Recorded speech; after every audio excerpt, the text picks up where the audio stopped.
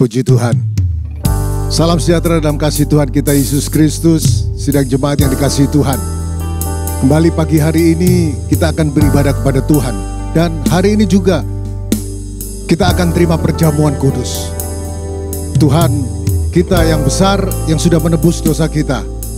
Dan Dia yang membenarkan kita. Pagi hari ini mari bersama-sama kita naikkan pujian kepada Tuhan. Kita mau senangkan hati Tuhan. Tuhan, ku mau menyenangkan-Mu. Tuhan, haleluya. ku mau menyenangkan-Mu. Tuhan, bentuklah hati ini jadi bejana untuk hormat-Mu. Cemerlang bagai emas murni, emas murni. Tuhan, ku serahkan hatiku, ku serahkan hatiku. Semua ku berikan padamu. Kuduskan hingga tulus selalu, kuduskan hingga tulus selalu, agar aku menyenangkan-Mu, menyenangkan-Mu, senangkan-Mu. Hanya itu kerinduanku, menyenangkan-Mu, senangkan-Mu. Hanya itu kerinduanku. Haleluya. Tuhan, kami mau senangkan Engkau pagi ini. Haleluya. Inilah pujian dari hati kami yang terdalam, Tuhan. Kami mau menyenangkan Engkau dalam hidup ini. Dengan pujian ini, Tuhan, kami persembahkan bagi Engkau.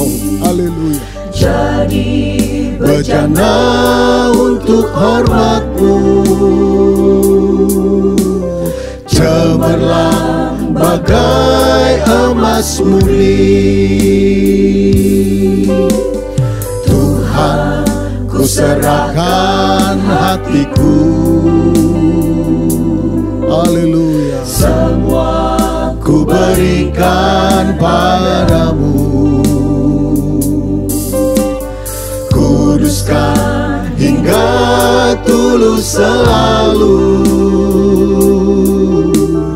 agar aku menyenangkan-Mu, menyenangkan-Mu. Haleluya. Senangkan-Mu, hanya itu kerinduanku, menyenangkan-Mu. Haleluya. Senangkan-Mu, hanya itu kerinduanku, menyenangkan-Mu Tuhan. Haleluya. Inilah kerinduan hati kami Tuhan. Haleluya. Menyenangkan-Mu, senangkan-Mu, hanya itu kerinduanku, hanya itu kerinduanku, hanya itu kerinduanku.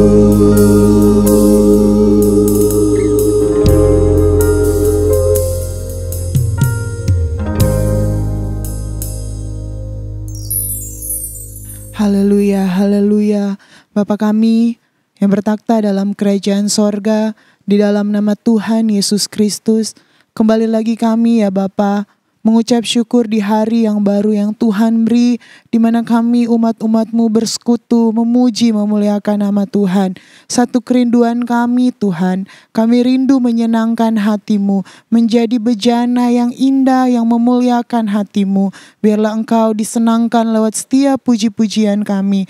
Dan inilah kami Tuhan, kami mau memuji memuliakan nama Tuhan. Berkati ibadah kami dari awal, pertengahan hingga pada akhirnya. Tuhan ambil alih, Roh Kudus bekerja, dan kami menikmati Engkau. Kuasa-Mu terjadi di tengah-tengah ibadah kami. Kami mengucap syukur Tuhan, kami serahkan semua ibadah ini dari awal hingga akhirnya dalam tangan-Mu. Di dalam nama Tuhan Yesus Kristus kami berdoa. Haleluya. Amin. Mari sidang Jemaat, saya undang kita semua bangkit berdiri. Sebagai orang-orang yang hidup dalam kebenaran firman Tuhan, kita berjalan semakin hari semakin terang. Haleluya. Kita naikkan pujian ini. Jalan hidup orang benar semakin terang hingga rembang tengah hari. Haleluya. Orang benar diterangi oleh cahaya firman Tuhan. Jalan hidup orang benar semakin terang hingga rembang tengah hari. Apabila ia jatuh, tidaklah dibiarkan sampai tergeletak, sebab tangan Tuhan jua yang menopangnya dan membangunkan dia kembali. Haleluya. Jalan hidup. Amin. Orang benar diterangi oleh cahaya firman Tuhan. Jalan hidup orang benar semakin terang hingga rembang tengah hari.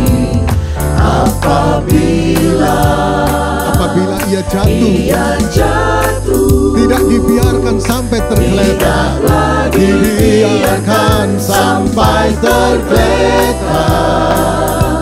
sebab tangan Tuhan jua yang menopangnya dan membangunkan dia kembali. Apabila ia jatuh, tidaklah dibiarkan sampai tergeletak, sebab tangan Tuhan jua yang menopangnya dan membangunkan dia kembali. Haleluya. Hari-hari kita lalui bersama Yesus. Amin. Hari-hari ku lalui bersama Yesus, suka duka ku jalani bersama Yesus. Amin. Haleluya. Persoalan pencobaan kan ku hadapi bersama Yesus, Juru Selamatku. Lagi hari-hari ku lalui. Amin. Kita lalui bersama Yesus setiap hari. Haleluya.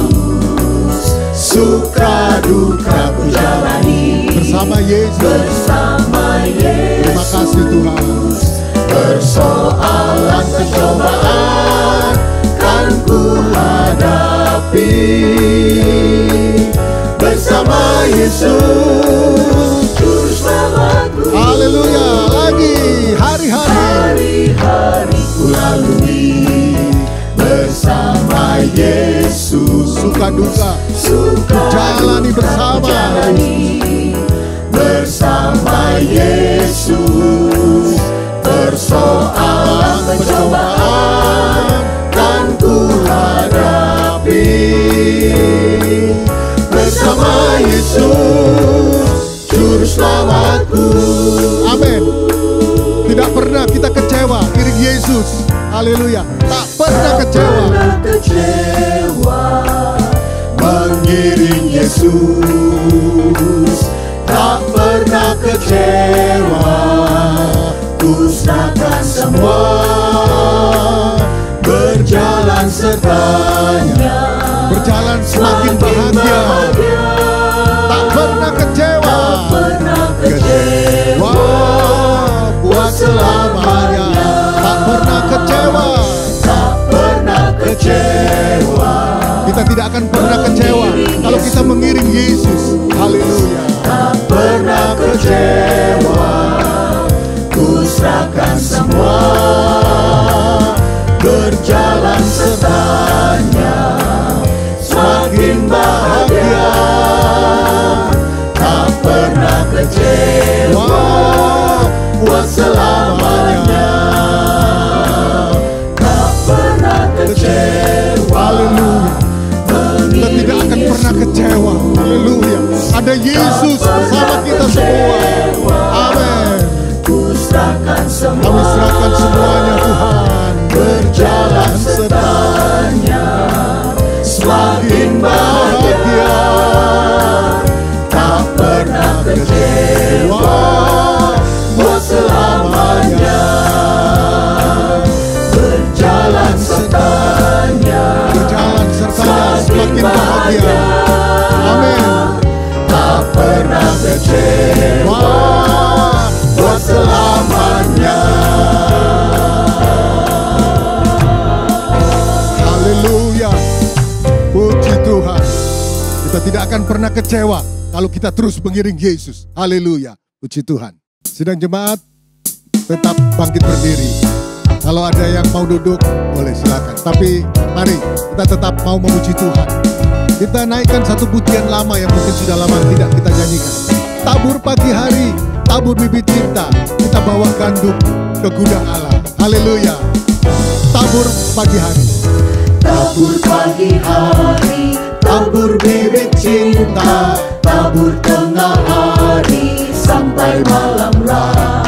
Tunggu tiba hari tua yang mulia, kita bawa gandum ke gudang Allah. Gandum di gudang, gandum di gudang, kita bawa gandum ke gudang Allah.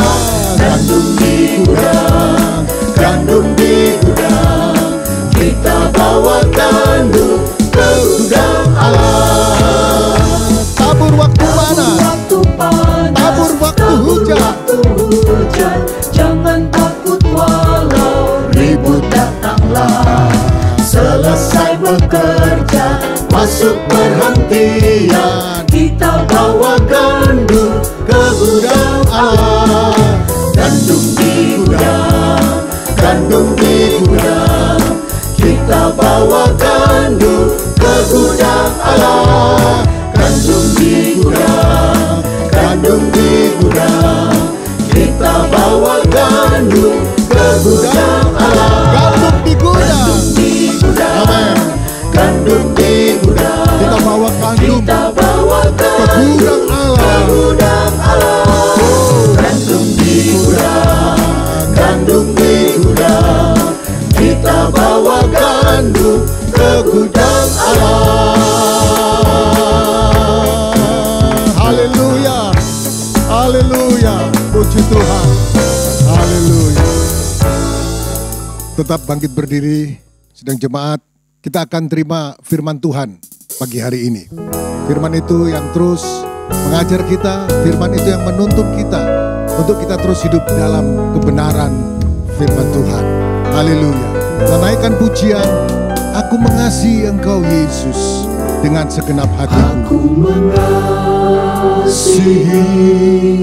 Engkau Yesus dengan segenap hatiku. Aku mengasihi Engkau Yesus dengan segenap jiwaku. Ku renungkan firman-Mu siang dan malam. Ku pegang perintah-Mu dan ku lakukan. Engkau tahu ya Tuhan, tujuan hidupku hanyalah untuk menyenangkan hati-Mu. Haleluya. Aku mengasihi Engkau Yesus. Aku mengasihi Engkau Yesus dengan segenap hatiku. Aku mengasihi Engkau Yesus Dengan segenap jiwaku. segenap jiwaku. Saya ajak kita semua angkat tangan kita. Haleluya. Renungkan firman-Mu Tuhan Siang dan malam ku pegang perintah-Mu dan ku lakukan. Engkau tahu ya Tuhan, tujuan hidupku hanyalah untuk menyenangkan hati-Mu. Ku renungkan firman-Mu. Kami merenungkan firman-Mu siang dan malam Tuhan. Kami pegang perintah-Mu dan kami akan lakukan perintah-Mu Tuhan dalam hidup ini. Engkau tahu ya Tuhan, tujuan hidupku hanyalah untuk menyenangkan hati-Mu. Haleluya. Haleluya. Terima kasih Tuhan. Haleluya. Haleluya, haleluya. Haleluya, haleluya. Terima kasih ya Tuhan. Inilah tujuan hidup kami, menyenangkan hati-Mu. Dan biarlah juga pujian yang sudah kami naikkan kepada Tuhan, menyenangkan hati-Mu ya Tuhan. Dan tiba saatnya Engkau berbicara bagi kami melalui hamba-Mu dengan firman Allah yang disampaikan bagi kami. Roh Kudus, urapilah hamba-Mu, pakailah seturut dengan kehendak-Mu. Berbicaralah, sampaikanlah isi hati-Mu, sehingga kami semua diberkati, dibaharui, dan semakin hari semakin memuliakan dan menyenangkan hati Tuhan. Terima kasih Tuhan, terpujilah nama-Mu. Biarlah apa yang sudah kami berikan melalui persembahan pujian, itu menyenangkan hati Tuhan. Dan kami siap untuk terima firman Tuhan saat ini. Kami terima firman-Mu dengan penuh syukur. Dalam nama Tuhan Yesus Kristus. Haleluya. Amin.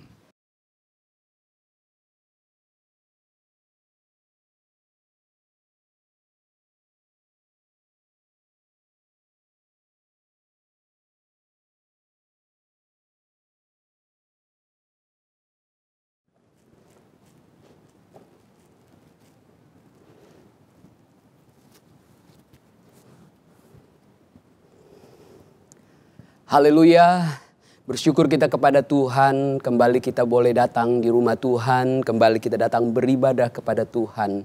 Bersyukur kalau kita ada semua karena anugerah Tuhan, setelah sepanjang banyak waktu kita beraktivitas, kembali kita datang di rumah Tuhan. Bersyukur pada saat ini gembala, wakil-wakil gembala mempercayakan saya melayani kebenaran firman Tuhan.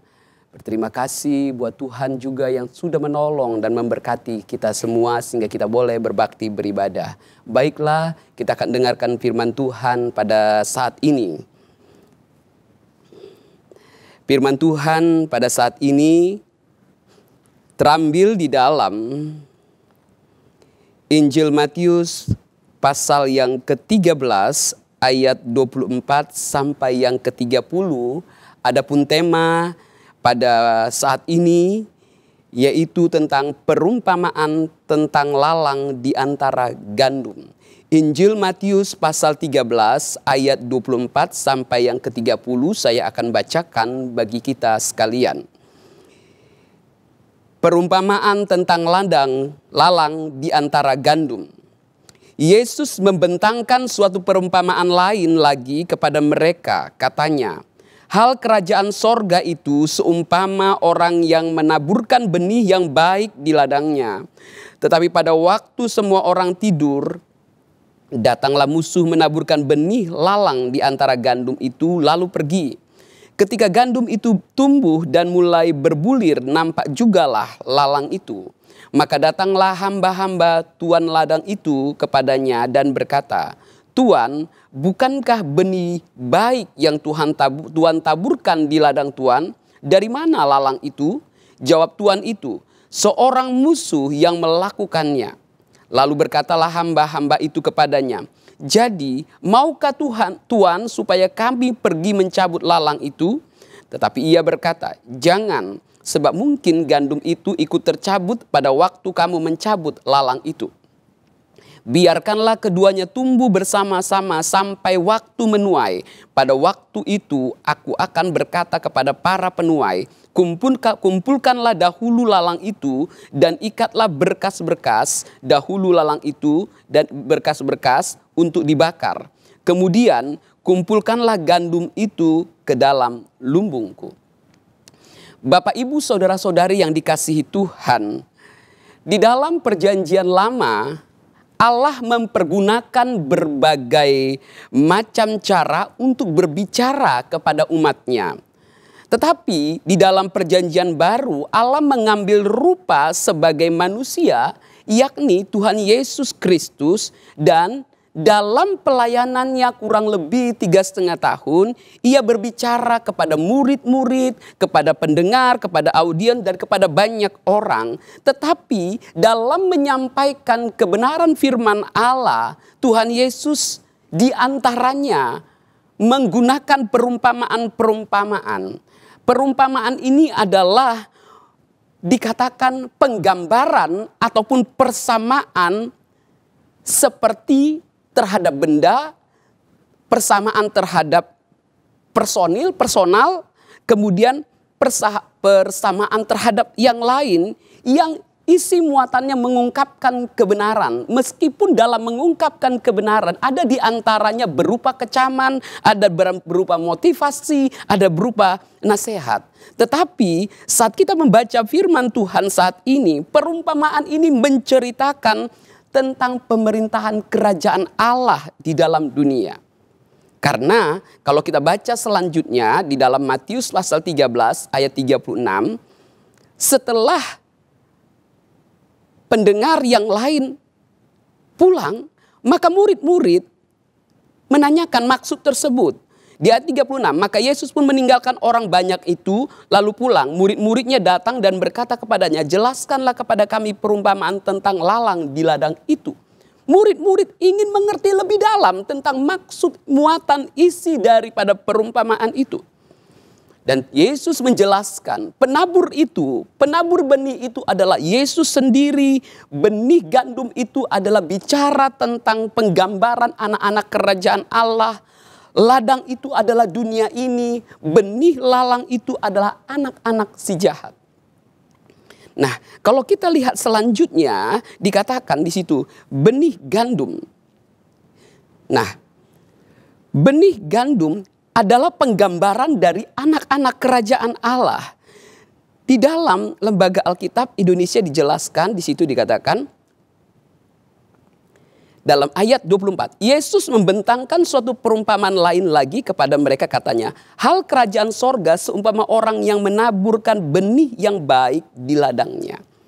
Benih gandum itu yang adalah perlambangan, persamaan, pengungkapan tentang anak-anak kerajaan Allah. Dikatakan benih tersebut adalah Lembaga Alkitab Indonesia menceritakan di situ adalah benih gandum yang baik.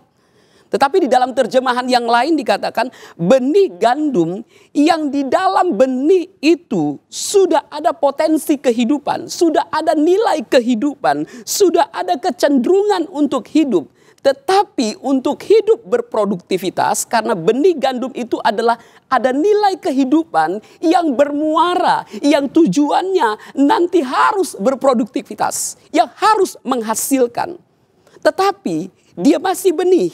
Untuk benih tersebut menghasilkan produk, menghasilkan buah, menghasilkan sesuatu, maka benih itu memerlukan media. Media itu adalah ladang ataupun tanah.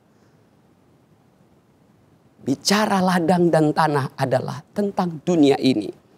Itu sebabnya benih baik itu bicara tentang umat Tuhan, bicara tentang gereja Tuhan. Gereja Tuhan harus berproduktivitas, harus bercahaya, harus menjadi berkat di dunia ini. Mengapa di dunia? Mari kita lihat di dalam Matius 5, Injil Matius 5 pasal 16 dikatakan demikian. Injil Matius 5 ayat 16 dikatakan, demikianlah hendaknya terangmu bercahaya di depan orang supaya mereka melihat perbuatanmu yang baik dan memuliakan Bapamu yang di sorga. Kita umat-umat Tuhan harus bercahaya, harus menghasilkan perbuatan yang baik, dan direncanakan Allah jauh sebelumnya adalah tempatnya adalah dunia ini. Jadi mengapa harus dunia ini? Karena Allah merancangkan untuk kita bertambah banyak, untuk kita berbuat baik, untuk kita menjadi berkat, untuk kita bercahaya adalah di ladang, di tanah yang saat ini Tuhan tempatkan kita berada dimanapun, yaitu di dunia ini. Betapa rencana tersebut sudah Allah rencanakan. Di dalam Kejadian pasal 1 ayat 28 dikatakan demikian. Kejadian pasal 1 ayat 28 dikatakan demikian. Allah memberkati mereka, lalu Allah berfirman kepada mereka, beranak cuculah dan bertambah banyak, penuhilah bumi dan taklukkanlah itu, berkuasalah atas ikan-ikan di laut dan burung-burung di udara dan atas segala binatang yang merayap di bumi. Ketika Allah menciptakan manusia, yang manusia diciptakan Allah menurut gambar dan rupa Allah. Allah merencanakan sesuatu yang baik supaya manusia itu menghasilkan keturunan yang banyak, berproduktivitas. Demikian juga Allah berjanji kepada Abraham, beranak cuculah dan bertambah banyak, keturunanmu seperti bintang di langit banyaknya, juga bercahaya seperti bintang di langit. Tetapi ketika benih yang baik itu ditaburkan di dalam dunia, anak-anak kerajaan Allah itu ditempatkan di dunia ini pada waktu yang tidak berlama-lama.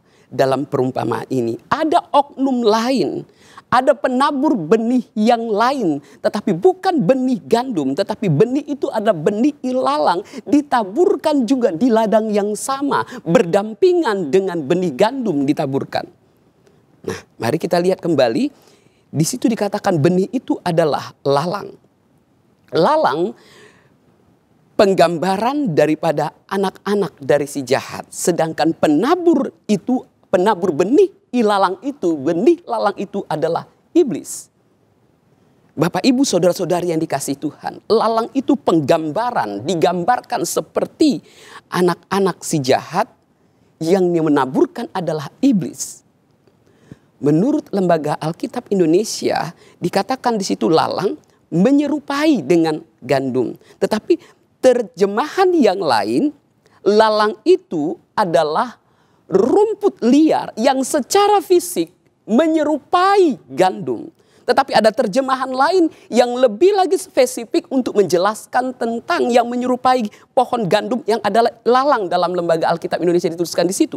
Yaitu dikatakan rumput liar yang pertumbuhan yang bentuk fisiknya menyerupai dengan gandum dan juga memiliki buah. Buah yang dihasilkan adalah buah butiran yang pahit. Dan dikatakan dengan jelas struktur pertumbuhannya baik di atas tanah maupun di bawah. Akarnya melilit-lilitkan ke tumbuhan-tumbuhan yang lain. Kalau kita lihat di sini betapa benih gandum ditabur dan dia bertumbuh, benih ilalang juga tumbuh bersama-sama. Tetapi benih ilalang, tumbuhan ilalang ini menyerupai secara fisik dengan tumbuhan gandum. Penggambaran daripada lalang adalah tentang orang yang mengaku secara identitas adalah Kristen, ataupun pribadi, personal, kelompok yang hati nuraninya sudah kecenderungannya adalah berbuat cemar, berbuat kejahatan. Bukankah dalam firman Tuhan katakan, bukan setiap orang yang berseru Tuhan, Tuhan, Tuhan itu adalah yang berkenan di hadapan Allah.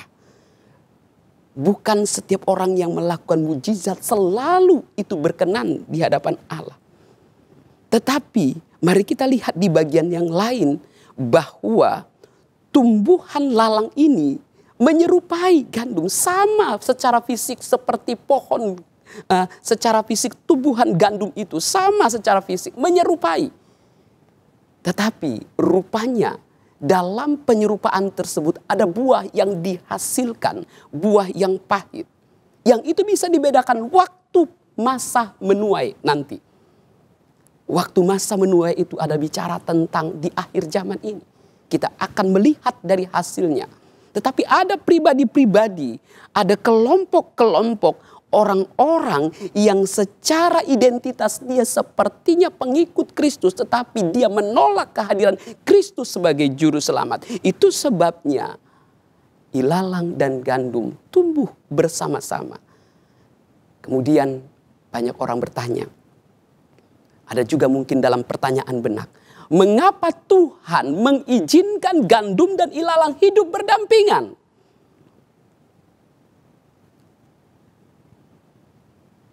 Bahwa benih gandum harus bercahaya, harus berbuah, tempatnya di dunia ini. Tetapi ada benih ilalang yang adalah anak-anak kerajaan yang ditaburkan oleh si jahat. Mereka ada di dalam dunia ini berdampingan juga, berdekatan juga. Mungkin pengaruhnya pernah kita alami. Mungkin dampaknya juga orang-orang yang hati nuraninya sudah jauh daripada Tuhan itu dekat dengan kita dan cukup menyakitkan dengan kita. Alkitab katakan orang-orang tersebut digambarkan seperti ini. Di dalam Yesaya 29 ayat ke-13. Di situ dikatakan sebuah bangsa penggambaran. Tetapi dalam bagian lain dalam Roma pasal 10 ayat 1 sampai yang ketiga dikatakan demikian. Surat Roma pasal 10 ayat 1 sampai yang ketiga dikatakan demikian. Roma pasal 10 ayat 1 sampai yang ketiga dikatakan demikian. Atau di ayat yang ketiga saja. Sebab oleh karena mereka tidak mengenal kebenaran Allah. Dan oleh karena mereka berusaha untuk mendirikan kebenaran mereka sendiri. Maka mereka tidak takluk kepada kebenaran Allah. Di sini Rasul Paulus menceritakan. Ada orang-orang kelompok yang sepertinya bersungguh-sungguh dalam mengiring Tuhan. Tetapi seolah-olah ingin mencari kebenarannya. Tetapi di dalam hatinya kebenaran yang dia munculkan adalah kebenaran diri sendiri. Dia berkamuflase, dia menyamar seolah-olah dia melakukan aktivitasnya dengan begitu baiknya, dengan begitu giatnya adalah untuk kebenaran. Tetapi kebenaran di akhir yang dia munculkan adalah kebenaran diri sendiri. Di dalam Roma pasal 1 ayat 24. Pribadi-pribadi tersebut kecenderungan hatinya adalah ingin berbuat cemar. Ingin selalu hatinya melangkah kepada kejahatan. Jadi lalang tersebut penggambaran adalah pribadi-pribadi yang demikian ada di dalam dunia ini. Ketika berdampingan dengan kita. Apakah kita harus berkata Tuhan ambil mereka. Mungkin secara fisik, secara yang kalaupun kita alami hal-hal tersebut sangat menyakitkan. Tetapi firman Tuhan katakan ada waktu bagi mereka. Tetapi mengapa Allah izinkan berdampingan? Dari perumpamaan ini kita baca bersama-sama di ayat yang Injil Matius pasal 13. Dikatakan di situ bahwa Injil Matius pasal 13 Ayat 30, biarkanlah keduanya tumbuh bersama sampai waktu menuai. Pada waktu itu aku akan berkata kepada para penuai, kumpulkanlah dahulu lalang itu dan ikatlah berkas-berkas untuk dibakar. Kemudian kumpulkanlah gandum itu ke dalam lumbungku. Biarkanlah keduanya tumbuh bersama.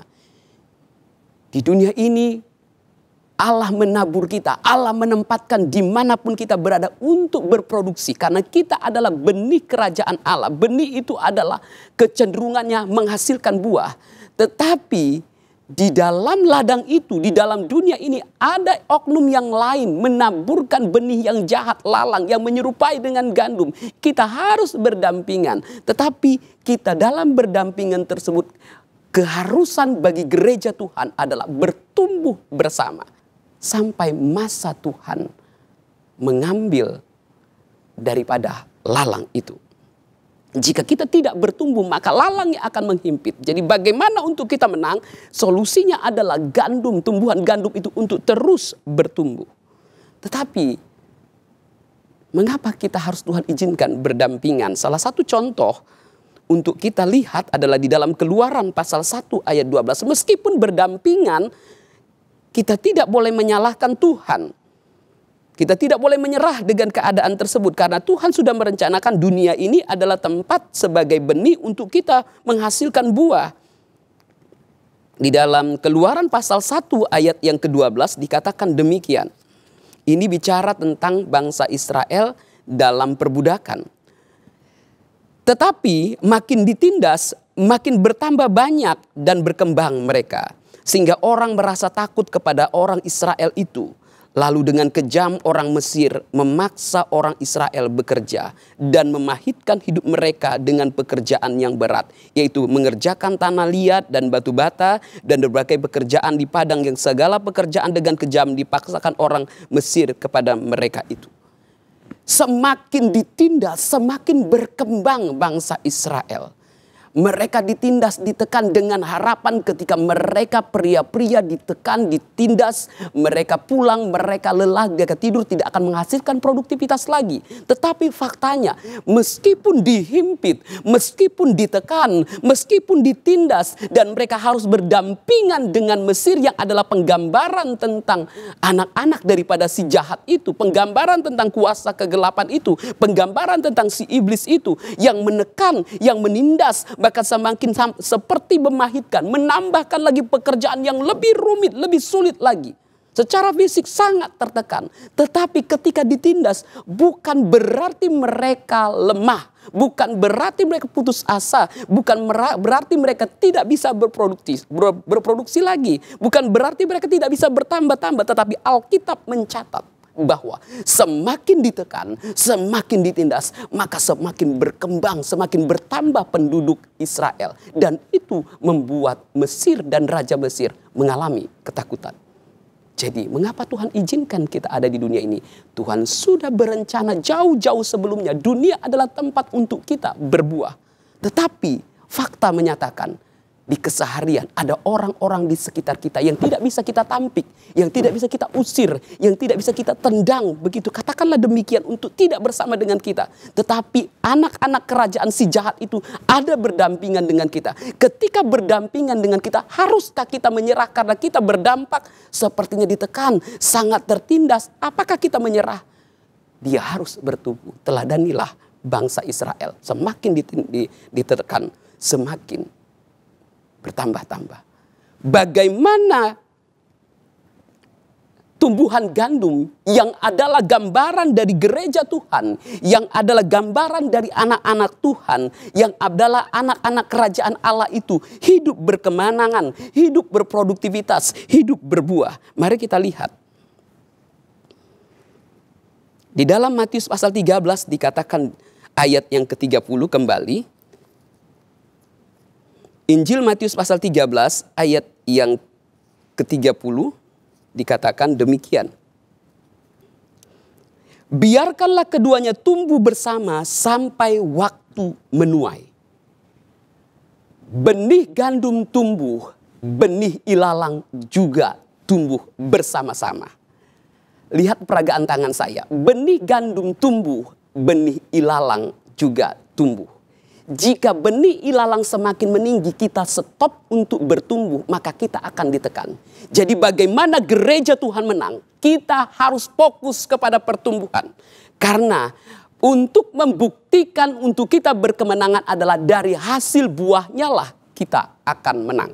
Karena apa? Faktanya benih ilalang ini, tumbuhan ilalang ini sifatnya adalah racun. Sifatnya adalah penyesatan. Sifatnya adalah menindas. Sifatnya adalah melakukan segala cara agar gereja tertekan dan tidak bertumbuh. Tetapi bagaimana kita digambarkan seperti gandum berbuah, berproduksi, solusinya adalah di sini adalah fokuskan kepada pertumbuhan. Bagaimana untuk kita bertumbuh di dalam dunia ini yang ada si jahat dan lain sebagainya. Kita tidak bisa menampik si jahat itu, anak-anak kerajaan si jahat itu. Tetap dengan kata lain, tidak bersama dengan kita. Dia selalu ada untuk menyesatkan, untuk menindas, untuk mengalihkan perhatian kita, untuk kita lemah, untuk kita tidak bersemangat lagi mengiring Tuhan, untuk kita tidak melayani Tuhan. Tetapi firman Tuhan katakan fokus kepada pertumbuhan. Tumbuh bersama-sama. Solusinya adalah gandum harus tumbuh. Meskipun ilalang tumbuh, dia harus tumbuh terus. Jangan melihat tentang sisi yang namanya, waduh gak enak banget, waduh sakit banget dan lain sebagainya. Nah kalau kita lihat, bagaimana untuk bertumbuh? Dikatakan dalam 2 Petrus 1 ayat yang ke-6.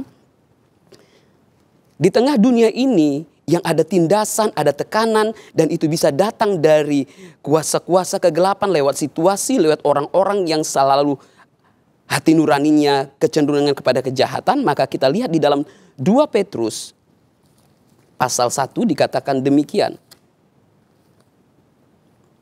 Ayat yang kelima, justru karena itu kamu harus dengan sungguh-sungguh berusaha untuk menambahkan kepada imanmu kebajikan dan kepada kebajikan pengetahuan dan kepada pengetahuan penguasaan diri. Untuk kita bertumbuh maka iman kita harus kita tambahkan dengan kebajikan. Dengan melakukan yang terbaik untuk Tuhan. Kalau kita ada di dalam gereja untuk tetap melayani bersemangat. Yang kedua, untuk kita menang bagaimana caranya? Yang kedua, kita hidup dalam kesabaran. Meskipun sangat sakit tapi kita harus sabar. Meskipun tekanan itu sangat sakit kita harus sabar. Mari kita lihat bagian yang lain. Bagian yang lain untuk kita menang adalah kita harus waspada terhadap tumbuhan ilalang yang gambaran adalah penyesat. Kita ambil di dalam 2 Raja-Raja pasal 4 ayat yang ke-39. 2 Raja-Raja pasal 4 ayat yang ke-39. Dikatakan ini. Lalu keluarlah seorang dari mereka ke ladang untuk mengumpulkan sayur-sayuran. Ia menemui pohon sulur-suluran liar dan memetik daripadanya labu liar serangkul penuh dalam jubahnya. Sesudah ia pulang teruslah ia mengiris-irisnya dalam kuali masakan tadi sebab mereka tidak mengenalnya. Kemudian dicedoklah dari masakan tadi bagi orang itu untuk dimakan dan segera sesudah mereka memakannya berteriaklah mereka serta berkata, maut ada dalam kuali itu hai abdi Allah, dan tidak tahan mereka memakannya. Tetapi berkatalah Elisa, ambillah tepung dilemparkanlah itu ke dalam kuali serta berkata, cedoklah sekarang bagi orang ini supaya mereka makan, maka tidak ada lagi sesuatu bahaya dalam kuali itu. Kita harus mengerti di sekitar kita ada banyak penyesatan, ada banyak hal-hal pengajaran-pengajaran yang membelokkan kita, ingin membelokkan kita dari Injil, dari Alkitab, dari kebenaran. Penyesat-penyesat itu ada di sekitar kita. Bisa ada di sekitar kita. Contohnya di sini.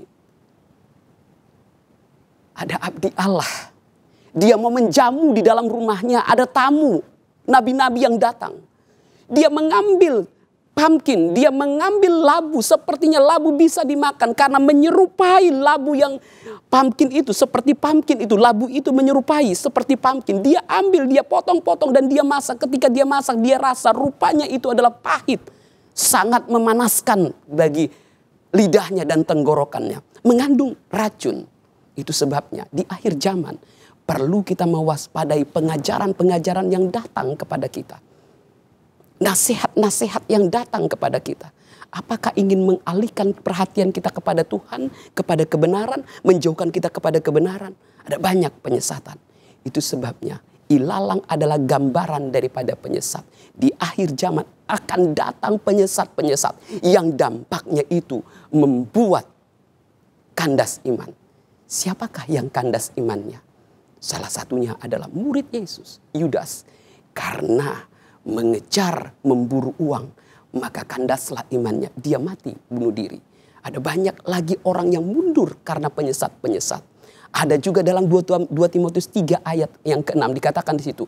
Ada rumah-rumah yang dibukakan pintunya bagi orang-orang seolah-olah yang datang itu adalah nabi menyuarakan kebenaran. Tetapi begitu dia datang masuk ke rumahnya, maka dia memasukkan pengajaran-pengajaran yang salah. Dan pola pikir mereka mulai berubah dan jauh daripada Allah. Dan kandaslah rumah mereka.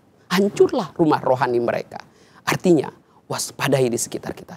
Jangan izinkan rumah rohani kita yang sudah dibangun oleh Allah, yang sudah dalam posisi yang benar untuk bertumbuh menghasilkan buah, dan kita mengizinkan rumah rohani kita dibuka untuk pengajaran yang lain, maka akan hancurlah rumah rohani. Tetapi bila kita terus bertumbuh, kita akan menghasilkan buah. Dan ketika kita berbuah, Tuhan pun memberkati kehidupan kita. Itu sebabnya jemaat Tuhan pada hari ini, mari kesempatan ini kita terus bertumbuh, mengarahkan pikiran dan pandangan kita kepada Tuhan. Ketika kita fokus pada pertumbuhan kita, fokus pada kehidupan kita, fokus pada melakukan karunia-karunia yang Tuhan percayakan kepada kita, maka Tuhan pun akan memperhitungkan dengan kita menghasilkan buah-buah. Jangan pikirkan, jangan beri kesempatan diri kita untuk membuka diri terhadap namanya penyesat-penyesat. Jika penyesat itu masuk ke rumah rohani, maka akan menghancurkan struktur pondasi dan hancurlah rumah itu. Penggambaran, jika kita membiarkan penyesat itu masuk ke rumah rohani kita, maka hancurlah rumah rohani kita. Itu sebabnya firman Tuhan katakan, bagaimana kita untuk menang? Fokuslah kepada pertumbuhan. Sabarlah. Ketika penyesat-penyesat itu ada datang di sekitar kita, keadaan yang sulit tetap datang kepada kita. Tetap bersabar sampai pertolongan datang. Yang ketiga, jangan biarkan rumah rohani kita diizinkan masuk kepada penyesat-penyesat. Ketika penyesat itu penggambaran seperti buah pumpkin, dampaknya itu meracuni. Ilalang itu dampaknya meracuni. Bagaimana gandum menang? Apakah ilalang itu dicabut? Tidak. Sampai dia berbuah, baru gandum itu menghasilkan. Dengan kata lain, setelah dia berbuah, baru gandum itu menghasilkan kemenangan. Tuhan Yesus memberkati. Mari jemaat Tuhan, kita akan berdoa. Setelah kita dengar firman Tuhan, kita akan berdoa supaya Tuhan tolong kita semua. Haleluya, haleluya, haleluya. Haleluya, haleluya, haleluya. Bapa, dalam nama Tuhan Yesus Kristus, kami bersyukur kepada Tuhan. Kami sudah mendengarkan kebenaran akan firman Allah, bahwa kami hidup di zaman akhir ini. Patutlah kami terus bertumbuh kepada Tuhan, karena Engkau akan lihat dari hasil benih yang Tuhan berikan kepada kami, supaya kami bertumbuh dan menghasilkan buah. Tuhan, tolong kami ya Allah Roh Kudus, agar kami terus bertumbuh dalam pengiringan kami di dalam Tuhan. Meskipun kami harus menghadapi situasi-situasi yang ada tekanan, ada masalah, ada pergumulan. Tetapi bila Roh Kudus ada di dalam kehidupan kami, bila ada firman, maka firman itu yang akan mengusir, yang menguatkan kami untuk kami melihat, menatap tentang apa yang harus kami lakukan ke depan. Kalaupun ada di sekitar kami orang-orang pribadi-pribadi yang melakukan sesuatu terhadap kami, yang itu membuat kami sepertinya tertekan, tertindas, Tuhan, ampunilah mereka Tuhan, dan kuatkanlah kami, dan biar kami terus bertumbuh di dalam berharap kepada Tuhan. Dalam berharap kepada Tuhan kami yakin dan percaya pemulihan, pertolongan, dan buah-buah yang manis akan kami hasilkan, semua guna hormat kemuliaan nama-Mu Tuhan. Roh Kudus, tolong kami setiap hari agar kami hidup dalam pertumbuhan seturut dengan kehendak-Mu. Kami di dalam pengiringan kami terus kami tambahkan kebajikan, pengetahuan, penguasaan diri, kebajikan, kesalehan hidup, kasih di dalam Tuhan. Kami mau fokus kepada Allah, dan kalau ada di sekitar kami orang-orang pribadi-pribadi penyesat-penyesat tersebut, mari tolong kami agar terus kami bertumbuh dan berharap kepada Tuhan. Terima kasih, terpujilah namamu Tuhan. Di dalam nama Tuhan Yesus Kristus kami mengucap syukur, terima firman. Haleluya, amin. Bapak, Ibu, saudara-saudari yang dikasihi Tuhan, sebentar kita akan menikmati roti dan anggur yang adalah penggambaran perjamuan dengan Tuhan. Selanjutnya saya serahkan kepada Bapak Wakil Gembala.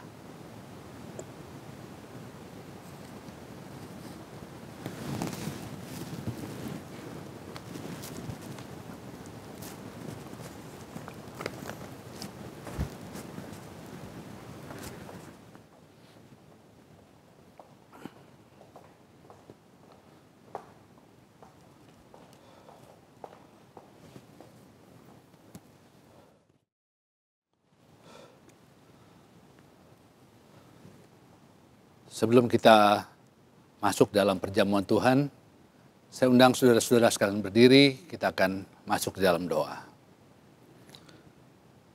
Allah Bapa kami yang dalam sorga, kami bersyukur buat kesempatan pada saat ini di mana kami dapat lagi bersama-sama mengambil bagian dalam perjamuan Tuhan. Sebelum kami makan dari roti dan minum anggur yang adalah gambaran lambang dari tubuh dan darah Yesus yang kudus itu, kiranya Engkau melayakan kami Tuhan, sucikan kami, supaya kami memperoleh berkat melalui perjamuan yang kami terima pada saat ini. Di dalam nama Tuhan Yesus Kristus kami telah berdoa. Haleluya. Amin.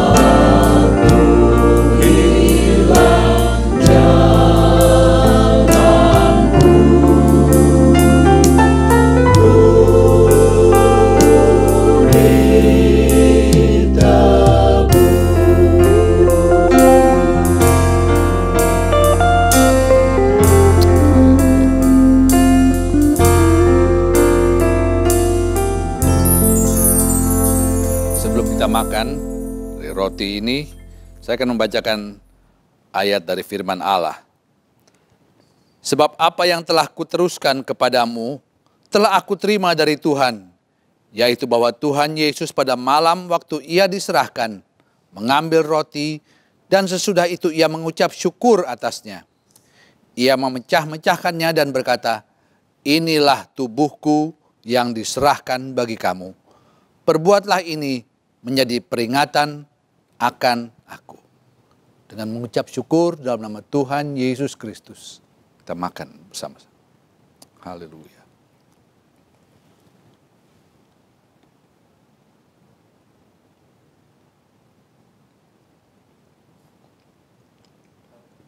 Haleluya.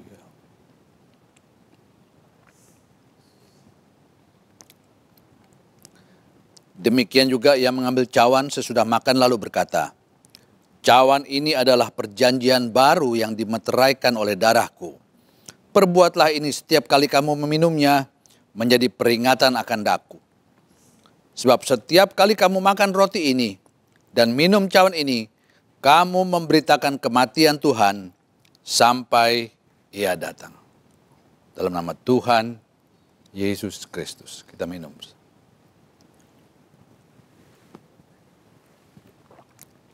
Haleluya. Yesus, terima kasih. Glory, glory.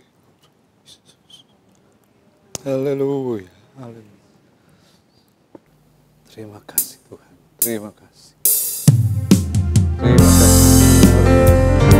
Terima kasih buat cinta-Mu.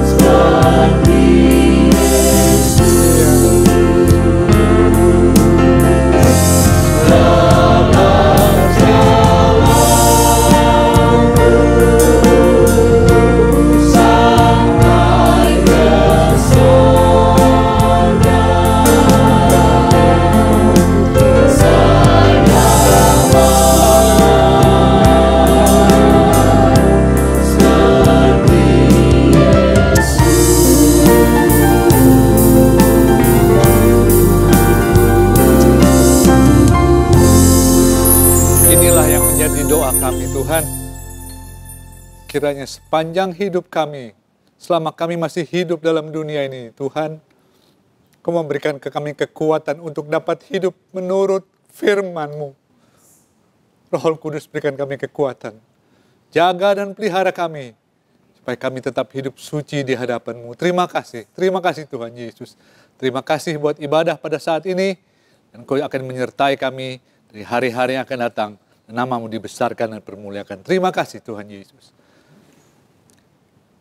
Kiranya berkat dari Allah Bapa, kasih sayang dari Tuhan Yesus Kristus, dalam persekutuan dengan Roh Kudus, menyertai kita semua, mulai saat ini dan sampai selama-lamanya.